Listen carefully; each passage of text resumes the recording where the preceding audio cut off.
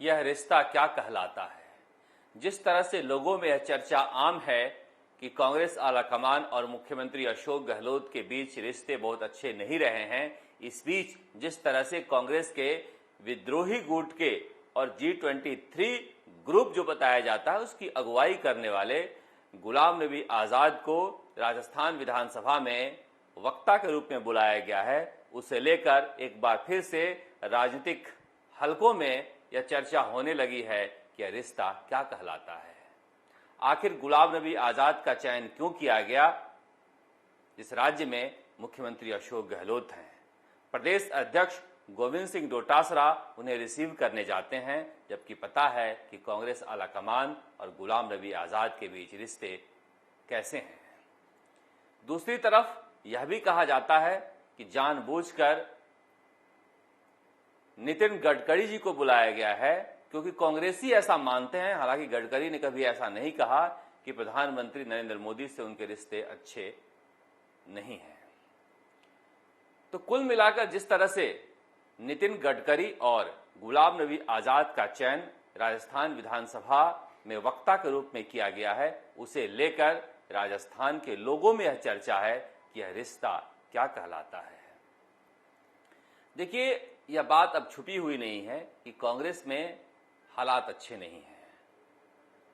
BJP में जिस तरह से गुजरात में पहली बार के विधायक भूपेंद्र पटेल को मुख्यमंत्री बनाया गया है, बीजेपी ने संदेश दे दिया है कि परिवार का मुखिया तो एक ही होना चाहिए और जब उसकी चलती है तभी पार्टी या परिवार सही चलता है।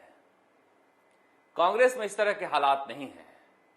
कांग्रेस में ऐसा लगता है कि पार्टी का मुखिया बीमार है, खाट पर है, और जो क्षत्रप हैं, जो उत्तराधिकारी हैं, वह सत्ता पर काबिज होने के लिए संघर्ष कर रहे हैं। ऐसे में कांग्रेस आलाकमान केवल नाम का बचा है, नाम का बचा है, मगर काम का बचा है।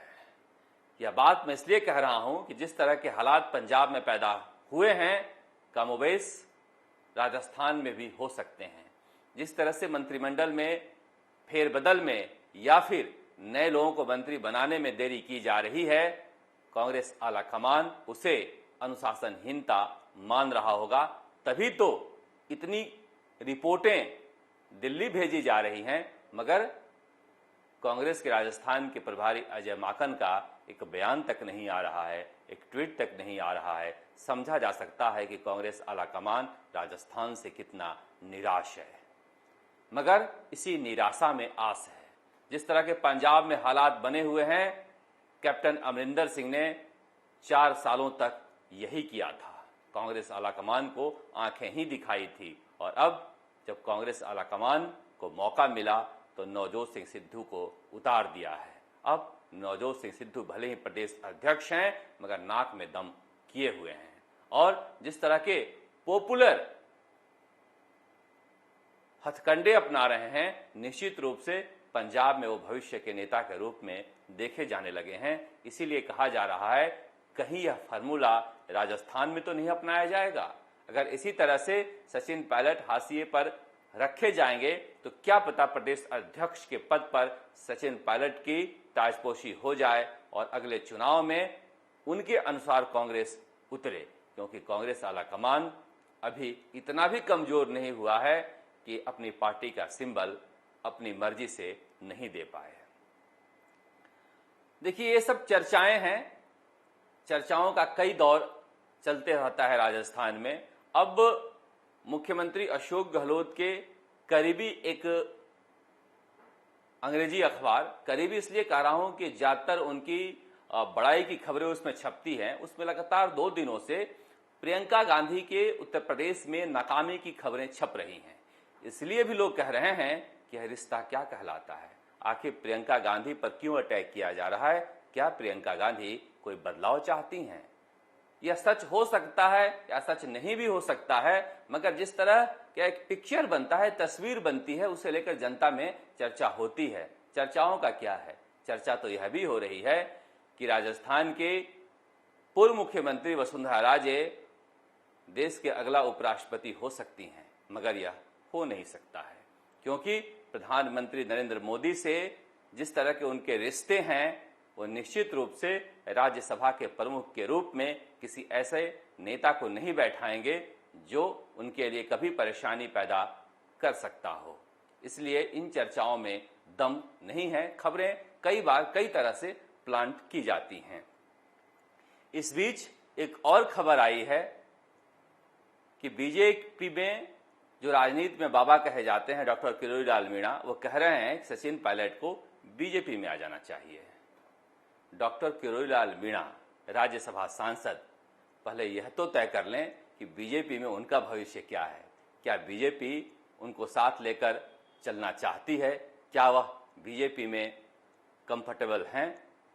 तभी जाकर दूसरे को बुलाएंगे। इसीलिए गुजर नेता कर्नल किरोड़ी सिंह बैसला के जन्मदिन पर एक तरह से एक विचार फ्लोट किया गया है, पैदा किया गया है, तरंगे छोड़ी गई है कि क्या एमबीसी की सारी जातियां एक साथ इकट्ठा होकर कोई राजनीतिक ताकत बन सकती है, क्योंकि 57 सीटों पर उनका कब्जा हो सकता है अगर इकट्ठा हो जाएं। तो इस तरह की बातें चलती रहती हैं। और बातें यह भी चल रही हैं कि जिस तरह से बीजेपी से निकाले गए पूर्व मंत्री रोहिताश शर्मा और बीजेपी के कद्दावर पूर्व मंत्री देवीसिंह भाटी की तस्वीरें एक साथ आई है, वह भी एक संदेश देने की कोशिश की गई है कि वसुंधरा राजे को दरकिनार ज्यादा दिन तक मत रखना, वरना वो पलटवार कर सकती हैं। मगर संकेतों से कुछ होता नहीं है। पहले भी मैंने आपसे कहा है, यह अमित शाह और नरेंद्र मोदी की बीजेपी है, यह लाल कृष्ण आडवाणी की बीजेपी नहीं है। इसीलिए इस तरह की चर्चाओं पर बहुत ज्यादा भरोसा नहीं किया जा सकता है। इस तरह की राजनीतिक चर्चाएं चलती रहती हैं और चल इसलिए रही हैं कि राजस्थान में चुनाव के बाद कभी ऐसा लगा ही नहीं कि चुनाव खत्म हो गया है। कभी मुख्यमंत्री बदलने की बात, रहेंगे जाएंगे, सरकार रहेगी जाएगी, अगली बार सरकार ये रिपीट होगी नहीं होगी, बीजेपी में कौन मुख्यमंत्री का चेहरा होगा, कांग्रेस में कौन चेहरा होगा, इस तरह की बातों पर कभी विराम मिला ही नहीं, क्योंकि राजस्थान लगातार राजनीतिक अस्थिरता से जूझ रहा है, जिसका खामियाजा जनता भुगत रही है। राजस्थान तक के लिए जयपुर से शरद कुमार।